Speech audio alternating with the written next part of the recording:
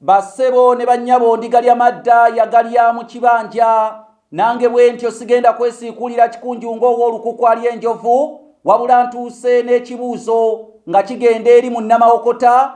Ekibuuzo kino kaasammeme mu lulimi Oluganda omwaka 2023 Kanoonya Juma omulangira w'e Bukerekere nza kibuuzizza. Ekibuuzo eky'olwaleero kigenda bwe kiti. Mu Nnamaokota wampasa omukama wange njagala owulirize.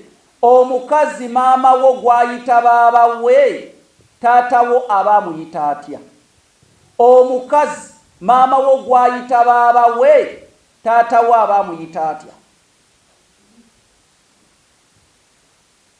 So mukama wange omukyalo oyo abeera amuyita mulamu we.